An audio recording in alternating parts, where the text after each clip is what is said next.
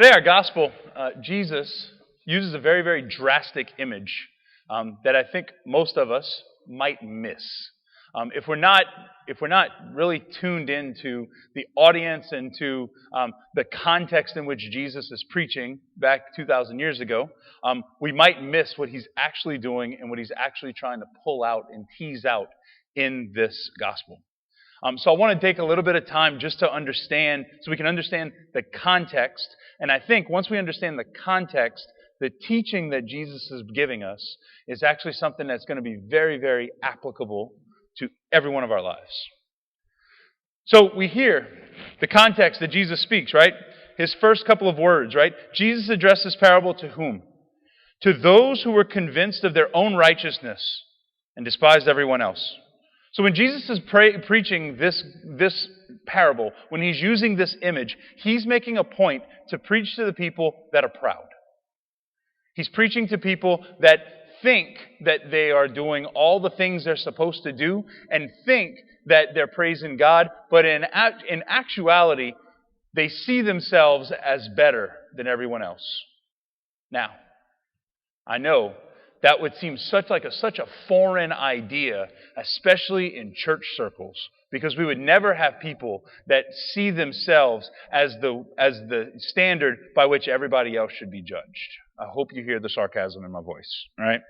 I know it's late, but I hope you hear it. So what Jesus does is he picks the most drastic of dichotomies, the most drastic of examples that just to spread out the spectrum as far as he possibly can. So the first person he talks about a Pharisee, and the second, he talks about a tax collector. Now, a Pharisee was seen as the model of all holiness. These were scholars of the law. They knew their faith.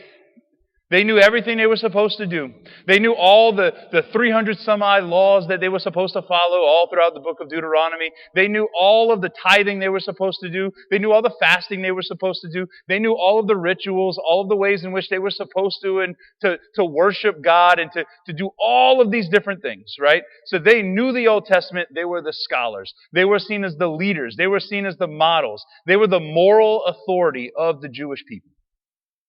So when he talks about the Pharisees, he's talking about the people who were basically walking saints because of their office. That's why when he talks about Pharisees, priests kind of we balk at it a little bit because we know he's kind of talking about to the Old Testament version of us. Now, I know I'm far from the model, but you just bear with me, right? That's who he's talking about. These are people that publicly were supposed to uphold all the standards that the Jewish faith had. On the other side of the spectrum, though, he's got the tax collector. And publicly, the tax collector was seen as the worst of the worst of the worst of the worst. Like we even hear it in the prayer, right? I'm not adulterous, I'm not this, I'm not that, I'm not this. I'm not even that tax collector, like the worst of the worst. And the reason why was because the tax collector was not only a cheat, right? What they would do is they would collect the taxes on behalf of the Romans, and when they would collect the taxes, they would collect a little bit more than they were supposed to collect because they made a point to line their own pockets, right? So it's not just that they were dishonest, but these were Jews that were collecting taxes against their own people for Gentiles. So these were Jews that were working for the Romans and then cheating out their own people. So they not only were cheats, they not only were dishonest, but at the same time, they were also traitors. Because the Jewish people were living under the heel of the Roman occupation. And they were having to hold their breath when Romans would walk through the street, as to not get hurt or beat or looked down upon or spit on or anything else. And these people were contracted out by them. So not only were they cheats, not only were they loose morally, but also they were traitors. And they were taking advantage of me and my people personally. So when Jesus breaks open this kind of dichotomy, when he has this kind of spectrum, it's a wide gap, right? That he's talking about from a Pharisee to a tax collector. And I think it's very important for us to understand that. A Pharisee being holiness embodied and a tax collector being the lowest of the low, garbage. Human garbage. So Jesus uses this example and he says, the Pharisee comes into the temple area to pray. And when the Pharisee comes into the temple area to pray, he comes right up to the front, and this is what he says. The Pharisee took up his position and spoke this prayer to himself. O God, I thank you that I am not like the rest of humanity, greedy, dishonest, adulterous, or even like this tax collector. I fast twice a week and I pay tithes on my whole income. Congratulations. You're also kind of full of yourself and a little bit of a jerk, right? Like if we think about it, notice what he's doing. Notice the words that he's saying. I don't do everything else that humanity says. Very, very self-righteous. All about me. Look at what I've accomplished. Look what I don't do. Look what I don't do. I'm not like all those messed up people out there. I'm a Pharisee. On top of that, he then says, I also pay my tithes and I do all the things I'm supposed to do. So he's following the law. But there's a key difference with the Pharisee. Because notice who he prays to. He says he steps up and he prays to himself. This list of accomplishments. I don't do these things, but I do these things. You see, I think when we look at the Pharisee, we can see an example of what it is to feel like, I don't really need God. Like, I'm gonna do the prayer that I'm supposed to do. I'm going to do the stuff that I'm supposed to do. But interiorly, you know what? God, I kind of got this. Just step aside. Go look, there are other people that need things. Go bother them. Go talk to them. I'll be good.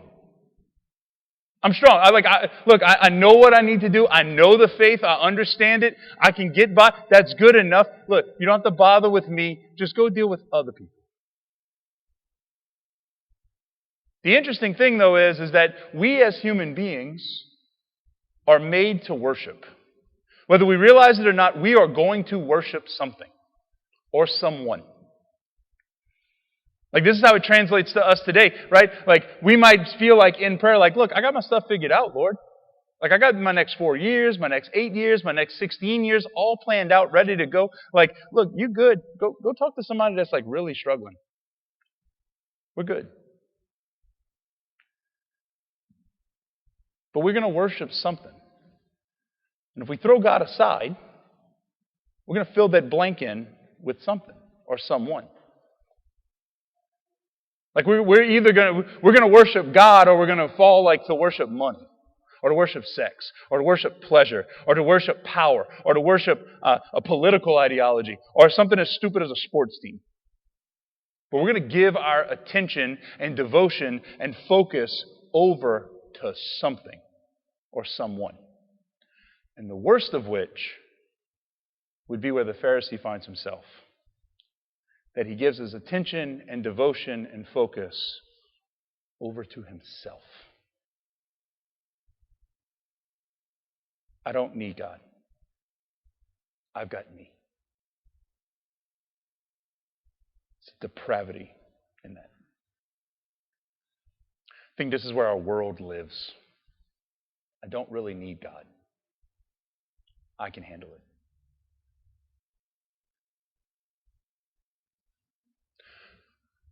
Now we look at our tax collector. What does our tax collector's prayer sound like? The tax collector stood off at a distance. This is the biblical reason of why the best Catholics sit in the back of the church. But anyway. The tax collector stood off at a distance and would not even raise his eyes to heaven, but beat his breast and prayed, "O God, be merciful to me, a sinner."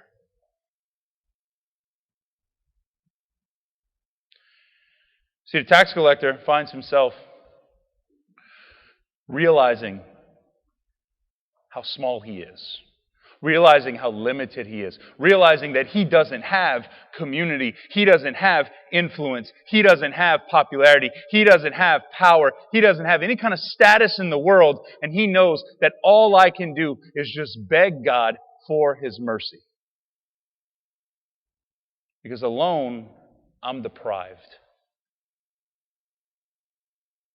But before God, he can work in me. Like that's the posture, I think, for all of us that we should be striving for in prayer.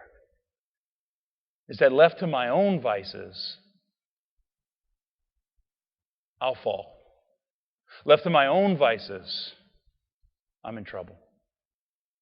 Left to my own vices, I'm damned.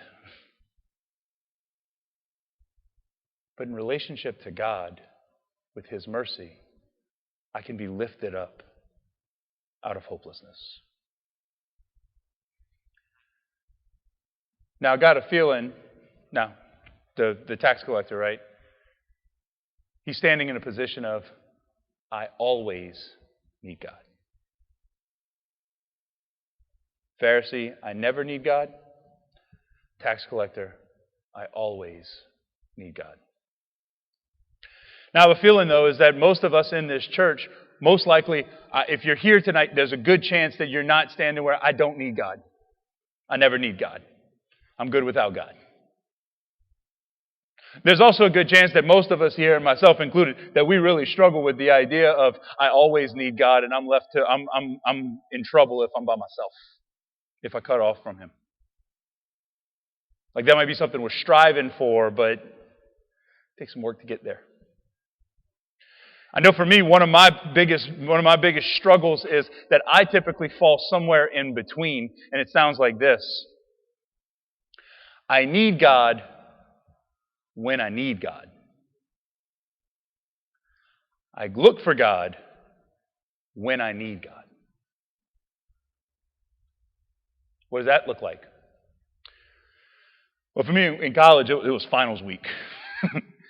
I needed God. I needed some miracles. I needed all kind of things because there was no way I was going to learn an entire semester of calculus in 12 hours. It just wasn't going to happen, right? But God could do all things. With God, all things are possible. Doesn't work for studying, right? But finals week, I was looking for God when I needed God. And it translates beyond that when a diagnosis comes down and I'm looking for God when I need God. Or a relationship starts to break down and I'm looking for God when I need God. Or I feel overwhelmed because I'm looking for God when I need God. Or I feel abandoned, or I feel betrayed, or I feel abused, or I feel taken advantage of. I'm looking for God when I need God.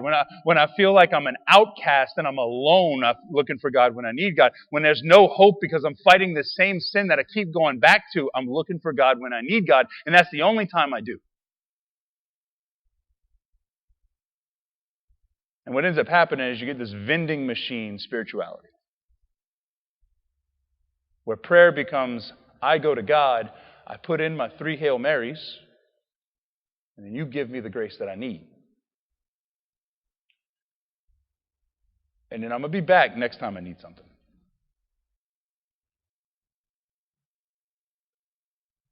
That's not a relationship.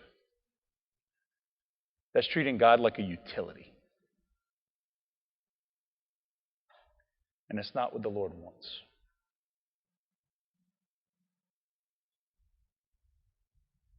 That's not what the Lord wants. God wants us to be so invested and so into a relationship with Him that we realize that we are utterly powerless and hopeless without Him. Not just when we need Him. You see, when we come to Mass tonight, our prayer is an exercise in humility of recognizing that I need you, Lord, in all things at all times. And we can waver between the posture of the Pharisee and the posture of the tax collector, depending on the day. But today as we come to Mass, the Lord doesn't just want us to do the things we're supposed to do and say the things we're supposed to do and act the way we're supposed to in just some kind of empty way of rote repetition. But instead what He wants to do is He wants to find a place that He can dwell in our hearts, where we recognize our poverty, right? The responsorial psalm that we sang together, the Lord hears the cry of the poor, where we recognize our poverty and then we cry out to God saying, God, I need you to come and meet me in the spots that I'm weakest, in the spots that I'm most hurt, in the spots that I'm most struggling. I need your grace because I can't do it alone.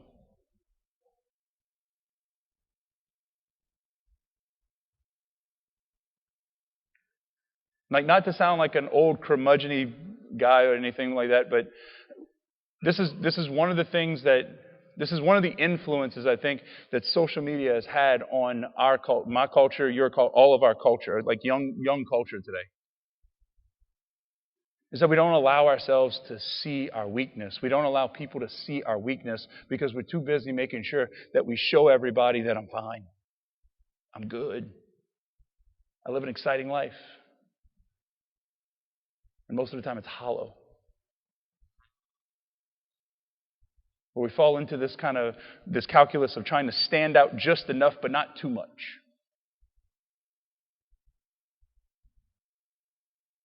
The Lord wants to meet us in the places that we're most hurt. That's why when we bow our heads to pray, whether it be in Mass, whether it be in the chapel, whether it be in our room before we go to bed, wherever it is, when we bow our heads to pray, it's an exercise in humility. Where we put ourselves before God, recognizing our weakness, recognizing that we need Him. And He meets us in the places that we're most weak, that we most struggle. Again, tonight, He's going to step down from heaven to here to meet you. Like, that's why Jesus came.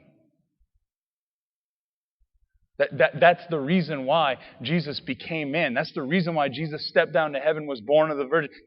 All those things we're going to say in the creed, right? Like, that's the reason why it all happened. That's the reason why the Paschal mystery happened. That's the reason why Good Friday happened, was so that God could enter into your suffering, into your pain, into my struggles, into my faults, right? He can enter into our stuff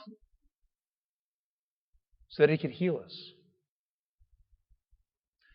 That's the reason why the Pharisee walks away like an arrogant jerk with no justification and no grace. And the terrible tax collector can be justified and forgiven because he's in touch with his weakness.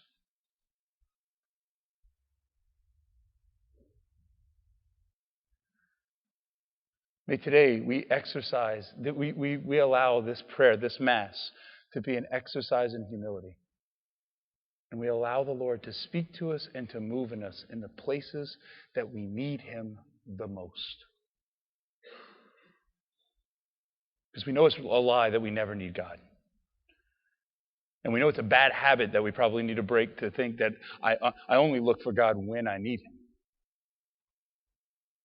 And may we live a life where we recognize that we always are in need of His love, and especially His mercy.